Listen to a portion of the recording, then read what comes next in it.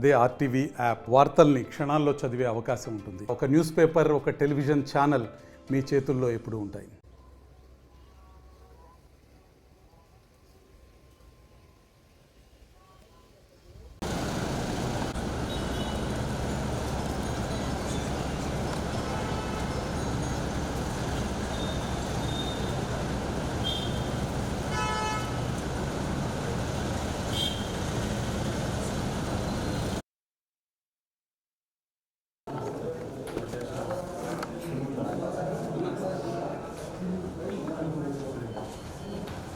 Okay,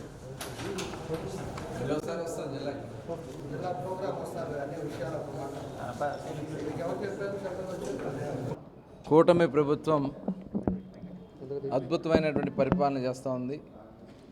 ఇవాళ ప్రజల నుంచి పెద్ద ఎత్తున అభినందనలు వస్తూ ఉన్నాయి. ఇవాళ మేము ఇచ్చినటువంటి ప్రతి హామీని కూడా నిలబెట్టుకుంటూ ఎన్నికల్లో ఇచ్చినటువంటి సూపర్ 6 ప్రోగ్రాం సూపర్ హిట్ అయిందని చెప్పి ఆడబిడ్డలు చెప్తా ఉన్నారు. ఇవాళ పెన్షన్లు కానీ దాదాపు 64 లక్షల మందికి 1వ తారీఖునే పెన్షన్లు అందిస్తున్నటువంటి భారతదేశంలో ఏ రాష్ట్రంలో ఏమన్నంత 4,000 రూపాయలు చొప్పున 6,000 వికలాంగులకి, 15,000 రూపాయలు పూర్తిగా బెడ్కి పరిమితమైన వాళ్ళకి ఇవాళ అందిస్తూ ఉన్నాం. అలాగే ఉచితంగా గ్యాస్ సిలిండర్ 3 గ్యాస్ సిలిండర్ ఇచ్చేదానికోసం దగ్గర 1.5 కోటి గ్యాస్ సిలిండర్లు ఇప్పటివరకు అందించడం కూడా జరిగింది. అలాగే తల్లికి వందనం కానీ 13,000 రూపాయలు, 15,000 రూపాయలు ఇచ్చిన దాంట్లో 2,000 రూపాయలు స్కూల్ మెయింటెనెన్స్కి ఇచ్చి 13,000 రూపాయలు తల్లుల అకౌంట్లో వేసాం. అలాగే అన్నదాత సుఖీభావ కింద ఇవాళ దాదాపు రైతాంగానికి 40 లక్షల పైన 48 లక్షల దగ్గర రైతాంగానికి ఇవాళ 7,000 రూపాయలు వేసాం. అలాగే మొన్ననే ఉచిత బస్సు ప్రయాణం ఇవాళ పెద్ద ఎత్తున రాష్ట్రంలో ఆడబిడ్డలందరూ కూడా చాలా సంతృప్తిని వ్యక్తం చేస్తారు. ముఖ్యమంత్రి గారి యొక్క ఉద్దేశం ఆడబిడ్డల్ని శక్తివంతులుగా తయారు చేయాలి, స్త్రీల్ని శక్తిగా తయారు చేయాలనేది ముఖ్యమంత్రి గారి యొక్క ఆలోచన. దానికి ఇవాళ ఎందుకంటే గతంలో కొన్ని రాష్ట్రాల్లో జరిగిన అక్కడ కొన్ని ఇబ్బందులు వచ్చినా మన రాష్ట్రంలో పకడ్బందీగా చేసినటువంటి కారణంగా ప్రశంసలు వస్తూ ఉన్నాయి. ఇవాళ డిఎస్సి కూడా చూసాం, మెగా డిఎస్సి. ఈ మెగా డిఎస్సి గతంలో ముఖ్యమంత్రిగా చంద్రబాబు నాయుడు గారు ఉన్నప్పుడే ఎక్కువ మంది టీచర్స్కి పోస్టింగ్స్ ఇచ్చారు.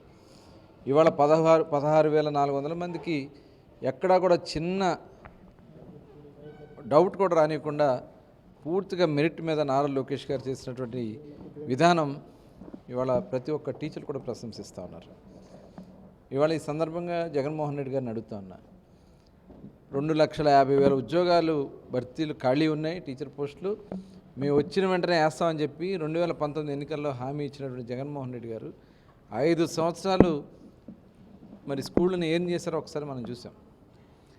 ఒక్క పోస్ట్ కూడా తీలే. ఇవాళ మేము వచ్చిన వెంటనే అన్ని పోస్టులు కూడా తీసుకుంటూ ఫిల్ చేసుకుంటూ వెళ్తున్నాం. 20 లక్షల ఉద్యోగాలు ఇవ్వాలనే టార్గెట్తో ముందుకెళ్తున్నాం. గతంలో అదే స్కూల్స్ని జగన్మోహన్ రెడ్డి గారు ఎయిడెడ్ స్కూల్స్ని మెర్జింగ్ పేరుతో ఏ రకంగా చేశారో మనం చూసినటువంటి సందర్భం ఉంది. ఇవాళ ప్రక్షాళన చేస్తూ స్కూళ్ళన్నీ కూడా మోడల్ స్కూల్స్గా తయారు చేస్తూ ఇవాళ ప్రభుత్వం అన్ని కార్యక్రమాలతో ముందుకెళ్తూ ఉంది.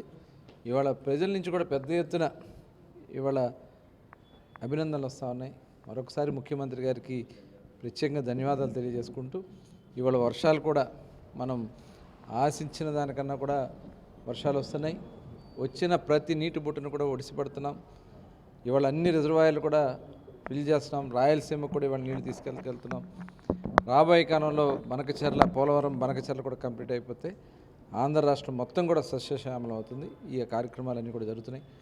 మరొకసారి చంద్రబాబు నాయుడు గారికి ధన్యవాదాలు తెలియజేస్తా ఉన్నాను.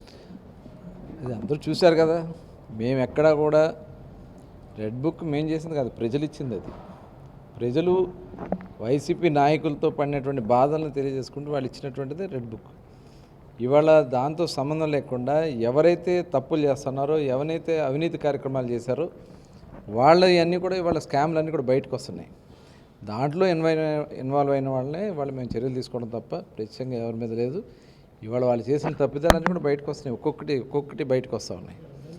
నిన్ననే చూసాం, మరి జగన్మోహన్ రెడ్డి గారు ఏరి కోరి తెచ్చుకున్నటువంటి శ్రీలక్ష్మి గారి మీద వాళ్ళ నాయకులే మాట్లాడుతున్నటువంటి సందర్భాలు ఉన్నాయంటే ఇవాళ ఆ ప్రభుత్వంలో ఎంత ఫెయిల్యూర్ ఉందనే దానికి మరి ఇదే ఒక నిదర్శనం. మేము చాలా పారదర్శకంగా అధికారులతో పనిచేయించుకుంటూ రాష్ట్రాన్ని నడిపించుకుంటూ కష్టాలు ఇబ్బందులు ఉన్నా ఇవాళ ఏ ఒక్కరికి కూడా ఇబ్బంది రాకుండా ముఖ్యమంత్రి గారు వస్తున్నారు.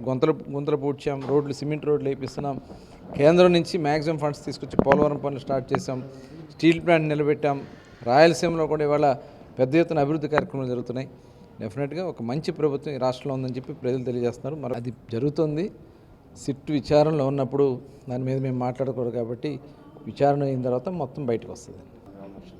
పాపం పండాలి కదా, పాపం పండే రోజు దగ్గరలోనే ఉంటుంది. పాపం పడినప్పుడు అది జరుగుతుంది. ఇప్పుడు మేము చేయాల్సిన అవసరం లేదు.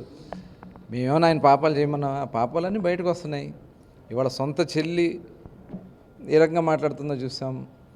మరి సొంత బాబాయిని ఏం జరిగిందో చూసాం. ఆ బాబాయ్ చెల్లెళ్ళే ఇవాళ సుప్రీంకోర్టులో ఫైట్ చేస్తూ ఉంది. ఇవన్నీ ప్రజలకు తెలిసిందే. పాపం చేసిన వాళ్ళు, తప్పిదాలు చేసిన వాళ్ళు ఒకరోజు అటు ఇటు వచ్చాం, కానీ ఎప్పటికైనా సరే తప్పించుకోలేరు. ఎవరైనా సరే తప్పు చేసిన వాళ్ళు ఎవరైనా సరే వెళ్ళాల్సిందే. జగన్మోహన్ రెడ్డి కాదు, ఇంకోటి కాదు. ఎవరు తప్పు చేసిన వాళ్ళు అయినా సరే వాళ్ళు దాంట్లో ఇన్వాల్వ్ అయ్యారన్నా సరే ఖచ్చితంగా చర్యలు తీసుకుంటూ ఉంటాయి.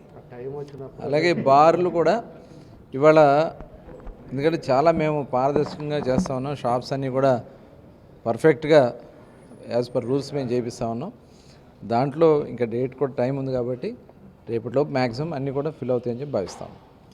మరిన్ని వీడియోస్ కోసం ఛానల్ ని సబ్స్క్రైబ్ చేయండి. లేటెస్ట్ అప్డేట్స్ కోసం వాట్సాప్ ఛానల్ ని ఫాలో అవ్వండి. ఆ లింక్ డిస్క్రిప్షన్ లో ఉంది.